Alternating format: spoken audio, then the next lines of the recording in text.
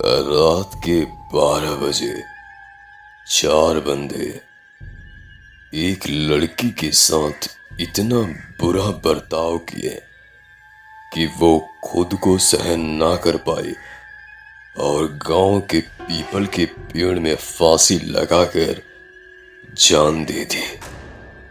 तब से गांव वाले उस जगह पे जाने से डरते थे। वहां का नाम सुनते ही उनका रूह कांप जाता था।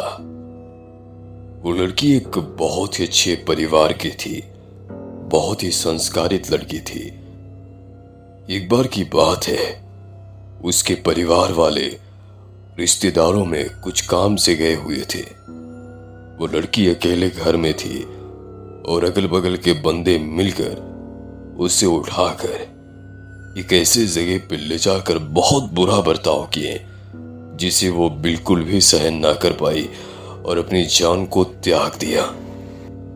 लेकिन कहानी यहीं पर खत्म नहीं हुई थी, अभी तो शुरू हुई थी। जब भी कोई भी व्यक्ति उस पीपल के पेड़ से गुजरता तो वो कभी घर नहीं जा पाता।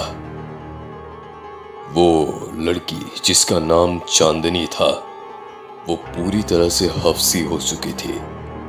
किसी भी पुरुष को वो छोड़ती नहीं थी। उसे अपना शिकार बना के उसका कत्ल करके उसी पीपल के पेड़ में लटका देती थी।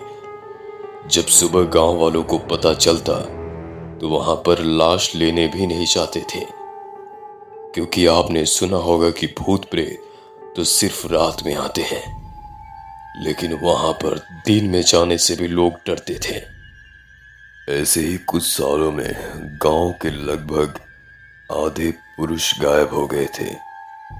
गांव वालों को तो ये डर सता रही थी कि जो रात में पुरुष सोता था उसे भी उठाकर वो पीपल के पेड़ के पास ले जाती थी और उसका वो हाल करती थी कि उसके परिवार वाले खुद भी सहन नहीं कर पाते थे।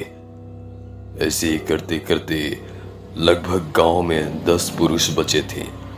बाकी सभी के साथ यही हुआ था।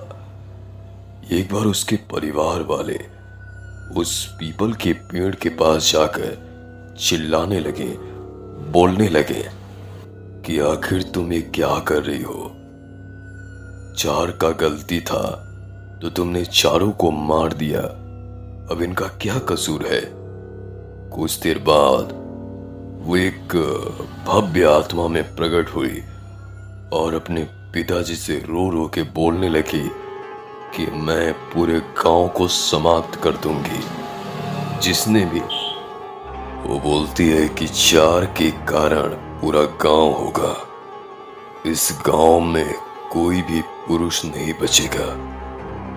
जन्म तो लेगा, लेकिन उसका विनाश करना मेरा काम है। किसी भी लड़की के साथ ऐसा बर्ताव कभी नहीं होगा। मैं इस गांव के सारे पुरुषों को समाप्त कर दूंगी। ये सुनकर गांव वाले गिड़गिड़ाकर रोने लगे, उससे प्रार्थना करने लगे कि तुम इस गांव को बख्श दो। इस गांव में ऐसा कभी नहीं होगा। तुम एक बार हम सभी को मौका देकर देखो। मैं भी तो तुम्हारा बाप ही हूं, अपने बाप का बात मान लो। वैसे भी यहाँ पर कितने लोग बचे हैं? गन के 10 लोग पुरुष हैं, बाकी महिलाएं क्या करेंगी? अगर महिलाएं रहती भी हैं तो उनका जीवन यापन कैसे होगा? तुम जरा सोचो। वो बोलती है कि मैं कुछ नहीं जानती हूँ, मुझे इतना पता है कि इस गांव में एक भी पुरुष नहीं रहेगा। ये मैं सबको समाप्त करके रहूंगी, तभी मेरे दिल को सुकून मिलेगा। जो मेरे साथ हुआ है ना, उसका बदला इस गांव का हर एक पुरुष देगा।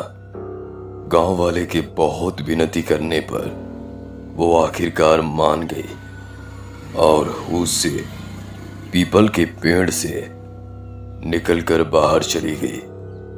तब से उस गांव में आराम हो गया और लोग उसे एक जगह पर स्थापित करती है। दोस्तों, ये कहानी काल्पनिक है।